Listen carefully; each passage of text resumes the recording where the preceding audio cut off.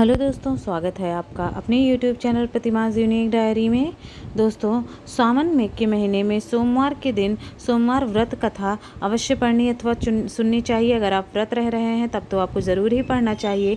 व्रत नहीं है, खाली पूजा अगर आप कर रहे हैं तो भी आपको सोमवार व्रत कथा ज़रूर पढ़नी चाहिए। सोमवार के दिन पढ़ी जाने वाली व्रत कथा इस प्रकार है। ज्वालापुर नगर में एक साहूकार रहता था। उसके घर में धन धान्य की कोई कमी न थी। कमी थी तो बस एक पुत्र की। इसी चिंता में साहूकार दिन रात घुलता रहता था। पुत्र प्राप्ति की कामना में वह प्रत्येक सोमवार को शंकर भगवान और माँ पार्वती जी का व्रत और पूजन किया करता था। संध्या होते ही शिव मंदिर में जाकर शंकर भगवान के सामने दीपक जलाता।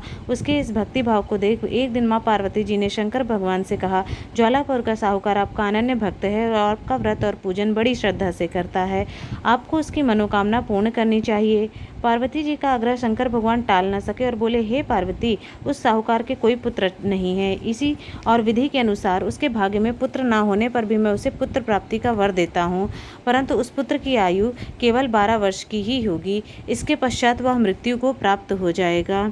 शिव और पार्वती का यह वार्तालाप साहूकार सुन रहा था। पुत्र प्राप्ति के वरदान के बारे में जानकर ना तो उसे कोई विशेष प्रसन्नता हुई, ना ही दुख।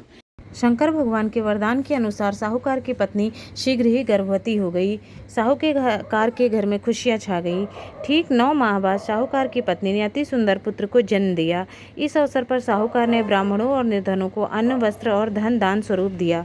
जब उनका पुत्र 11 वर्ष का हो गया तो पत्नी ने साहूकार से उसके विवाह आदि के लिए आग्रह किया। साहूकार ने आग्रह को टालते हुए कहा, प्रिय, मैं अभी उसका विवाह नहीं करूंगा और उसे पढ़ने के लिए काशी भेजूंगा।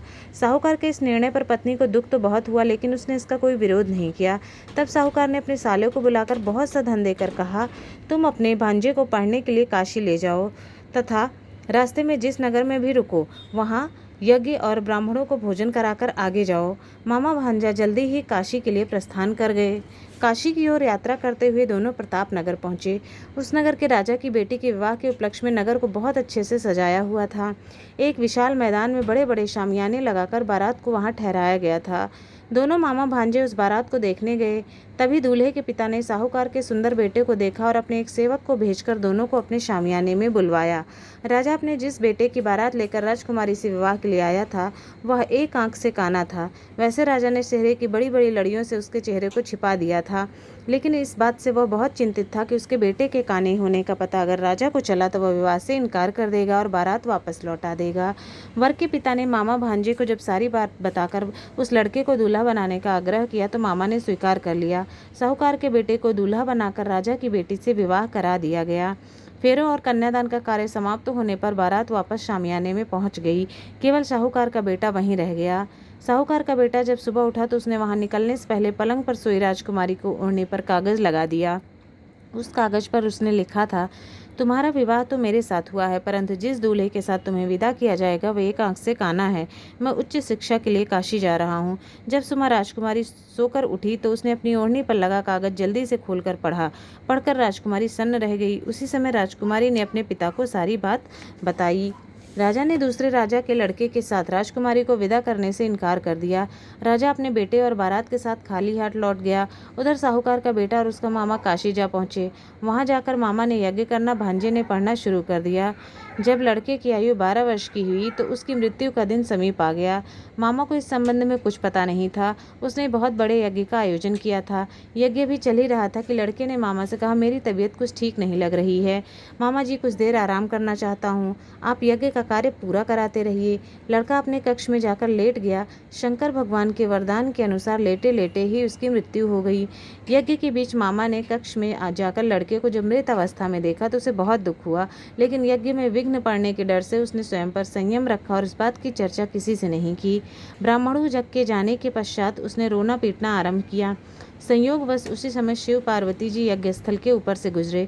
शंकर भगवान पार्वती जी ने समीप जाकर देखा तो उस साहूकार के मृत बेटे को तुरंत पहचान लिया। पार्वती जी कहने लगी, हे भगवान, यह तो ज्वालापुर के साहूकार का वही बेटा है जो आपके वरदान से पैदा हुआ था।